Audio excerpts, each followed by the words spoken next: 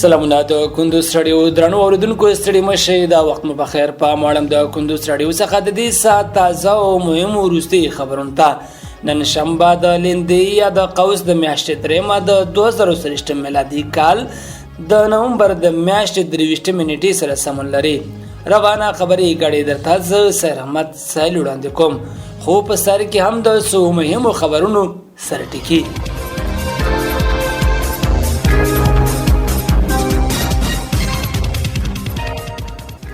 د کندوز د ښاروالۍ له لوري له سړکونو پیاده روونو څخه د خنډونو لرې کېدل،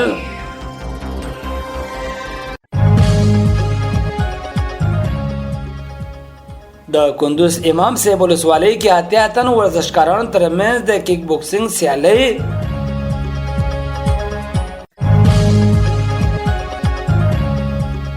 د کندوز ښار د دوري په سټیډیوم کې د وزلوبې په زړه پورې لوبې،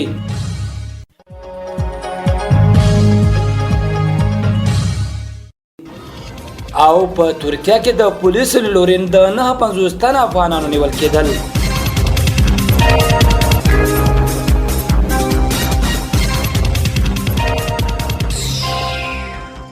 اوس هم بشپړ خبرونه. د کندوز ښار دویمې ناحیې په بېلابېلو سیمو کې له پلو لارو او سړکونو څخه خنډونه لرې کړل شول.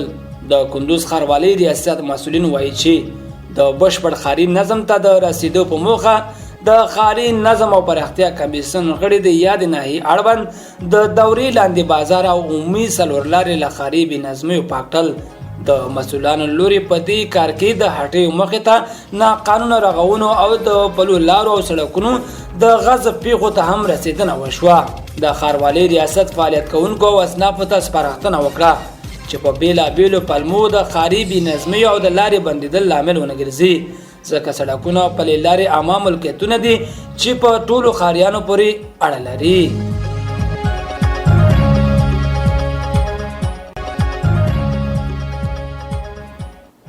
د کندوز ولایت په امام صاحب ولسوالۍ کې د کیک بوکسینګ سیالي د اتیا ورزشکارانو په ګډون ترسره شو. د بدني روزنې او سپورت رئیس قاری عزت الله سینان وایي د دې ادارې په همکارۍ د کم عمره ځوانانو په کټګورۍ کې د بغلان، تاخار او کندوز ولایتونو 40 جوړه ورزشکاران د کیک بوکس سیالۍ په لار اچوي چې د کندوز ولایت په امام صاحب ولسوالۍ کې د یو کال لپاره د ځوانانو او لویانو ترمنځ سیالۍ جوړه شوه. هغه زیاته کړه په دې سیالیو کې 10 تنه ورزشکاران منتخب لوبډل ته غوره شوي دي. هغه وویل چې د کندوز ولایت ورزشکاران لومړی، د تخار ولایت ورزشکاران دویم او د بغلان ولایت ورزشکارانو دریم مقام خپل کړ. د بدني روزنې رئیس دغه سیالیو د ترسره کولو موخه د ورزشکارانو د استعدادونو معلومول او د ګډون کوونکو ولایتونو د غوره شوي سیالیو لپاره د غوره څیرو پیژندل وبلل.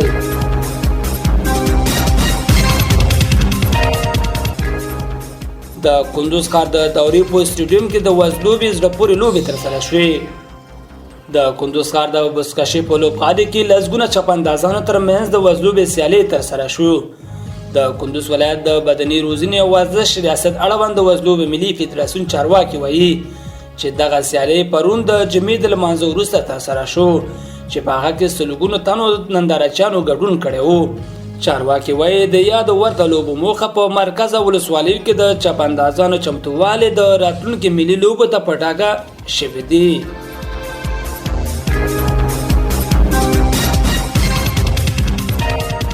او د ترکي پولیسو په اګرا ښار کې 950 تنه کډوال نیولي دي. د ترکي پولیس په اغري ښار کې 10 تنه افغانان کډوال او 4 انساني قاچاقړونکو د یوې لارې له چک کولو وروسته ونیول.